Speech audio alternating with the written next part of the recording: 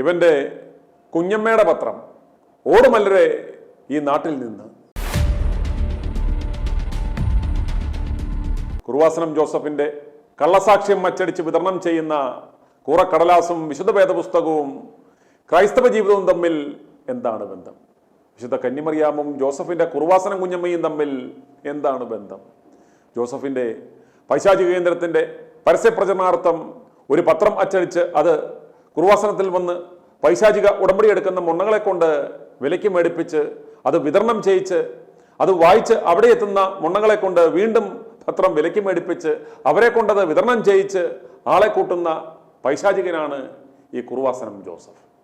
ദൂരദേശങ്ങളിൽ നിന്നും വണ്ടി വിളിച്ച് ഈ പൂച്ചാണ്ടിക്ക് എന്തോ ഒരു ദിവ്യശക്തി ഉണ്ടെന്നും അവിടെ പോയാൽ മുടിഞ്ഞ അനുഗ്രഹം കിട്ടുമെന്നും തെറ്റിദ്ധരിച്ച് ഇവന്റെ മുന്നിൽ വന്നു നിന്ന് കുനിഞ്ഞു നിൽക്കുന്ന മുണ്ണക്കുഞ്ഞുങ്ങളുടെ മുന്നിൽ വന്നു നിന്ന് കുറുവാസനം ജോസഫ് നടത്തുന്ന ആ പ്രസംഗം കാണുക. ഇവന്റെ കള്ളസാക്ഷ്യപത്രം വിതരണം ചെയ്യാത്ത സ്ത്രീകളെ ഇവൻ വിളിക്കുന്നത് പിഴ എന്നാണ്. ഇവന്റെ അഹാന്ത നിറഞ്ഞ ആ പ്രസംഗം നമുക്കൊന്ന് കാണാം. ഇന്നലെ ഞാനൊത്തിനെ ഇറക്കി വിട്ട്, കാരണം അവിടെ എന്തോ കരഞ്ഞ കൂവിയ ഒരു ഭർത്താവും ഭാര്യയും കൂടി ഇവിടെ വന്നിട്ട് അവളിങ്ങനെ ഏന്തി നിൽക്കുകയാണ് എന്നോട് സംസാരിക്കാൻ വേണ്ടി.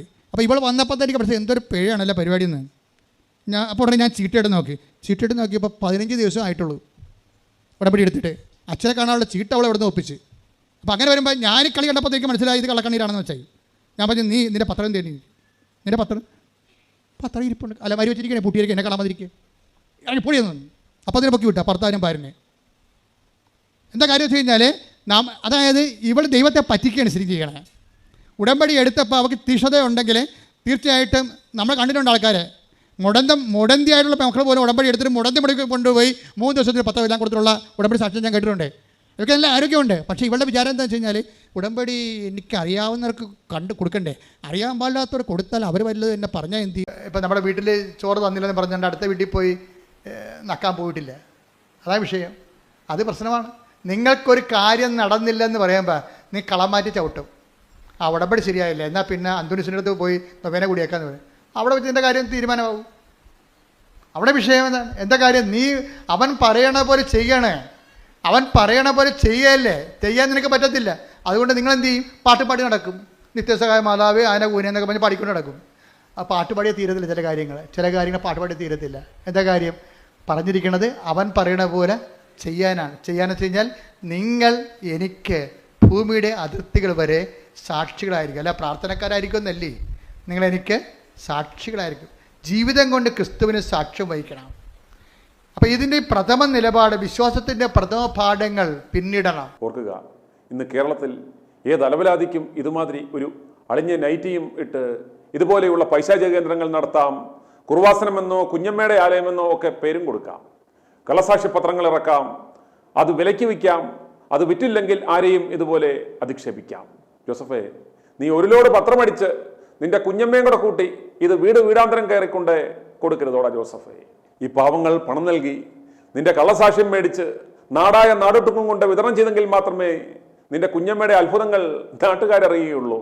നിന്റെ കുഞ്ഞമ്മയ്ക്ക് ഇത്രയും ശക്തിയേ ഉള്ളോ ജോസഫേ? ഈ ജോസഫിനെ പോലെയുള്ള ആത്മീയ വടുവകൾ ഇവിടെ പരസ്യമായി ഇതുപോലെ നിന്ന് നാട്ടുകാരെ പറ്റിക്കുമ്പോഴാണ് കഴിഞ്ഞ ദിവസം സംസ്ഥാന സർക്കാർ ബഹുമാനപ്പെട്ട ഹൈക്കോടതിയിൽ ബഹുമാന്യനായ ജസ്റ്റിസ് KT തോമസ് അധ്യക്ഷനായ നിയമപരിഷ്കരണ കമ്മീഷൻ സമർപ്പിച്ച the Kerala prevention and eradication of inhuman evil practices sorcery and black magic bill 2019 നടപ്പിലാക്കുവാൻ യാതൊരു ഉദ്ദേശവുമില്ലെന്ന് ഉളുപ്പില്ലാതെ വ്യക്തമാക്കിയത്. മകളുടെ പേരിൽ ഷെൽ കമ്പനി ഉണ്ടാക്കി കോഴ വാങ്ങിക്കൂട്ടാനും കട്ടുമുടിക്കാനുമാണോടാ നാറികളെ ജനങ്ങൾ നിങ്ങളെയൊക്കെ തെരഞ്ഞെടുത്ത് സർക്കാർ രൂപീകരിക്കുവാൻ അനുവദിച്ചത്? ജോസഫിനെ പോലെയുള്ള ദൈവമാതാവിനെ വരെ പരസ്യമായി വിറ്റ് തിന്നുന്ന ഈ നാറുകളുടെ കയ്യിൽ നിന്നും പണം വാങ്ങി ഞണ്ണിയിട്ടാണോ ഖജനാവിലെ പണമെടുത്ത് നിയോഗിച്ച നിയമപരിഷ്കരണ കമ്മീഷൻ തയ്യാറാക്കിയ ആ ബിൽ അട്ടിമറിച്ചത്? ജോസഫിനെ പോലെയുള്ള ആത്മീയ കുറുവാ സംഘങ്ങൾക്ക് കുടപിടിക്കുന്ന സർക്കാർ സംവിധാനങ്ങൾ ഉറക്കം നടിച്ചാൽ ഇവിടുത്തെ ജനങ്ങൾ ഇവന്റെയൊക്കെ പൈശാചിക കേന്ദ്രത്തിൽ കയറി കൈകാര്യം ചെയ്യുന്ന നാളുകൾ വിദൂരമല്ല എന്നോർക്കുക. കുറുവാസനം ജോസഫിന്റെ പൈശാചിക കേന്ദ്രത്തിൽ പോകുന്നവർക്ക് നല്ല ചികിത്സയാണ് വേണ്ടുന്നത് എന്ന് മനസ്സിലാക്കി അവരെ നല്ല മാനസികാരോഗ്യ ആശുപത്രികളിൽ കാണിക്കുക. ഈ ജോസഫിന് നല്ല ഷോക്ക് ട്രീറ്റ്മെന്റും കൊടുക്കുക. കത്തോലിക്ക സഭയും ബിഷപ്പുമാരും കുറുവാസനം ജോസഫിനെ കൊണ്ട് ഇപ്പോൾ സഹികെട്ടിരിക്കുകയാണ് എന്നാണ് വിവരം. കാരണം കത്തോലിക്ക സഭയുടെ മറ്റെല്ലാ പുണ്യാളന്മാരും കളിപ്പീരാണ് ഇവന്റെ കുഞ്ഞമ്മയ്ക്ക് മാത്രമാണ് അത്ഭുത ശക്തിയുള്ളത് എന്നാണ് ഇവന്റെ വാദം. നാട്ടുകാരെ സൂക്ഷിക്കുക. കുർവാസനത്തിൽ ദൈവമാതാവല്ല, അത് ജോസഫിന്റെ വകയിലുള്ള ഏതോ ഒരു കുഞ്ഞമ്മയാണ്. കുർവാസനം കുഞ്ഞമ്മ. i2i News, an eye for truth. i2i News subscribe ചെയ്തിട്ടില്ലാത്തവർ ഇപ്പോൾ തന്നെ സബ്സ്ക്രൈബ് ചെയ്യുക. നോട്ടിഫിക്കേഷൻ ലഭിക്കുവാൻ ബെൽ ബട്ടണും അമർത്തുക.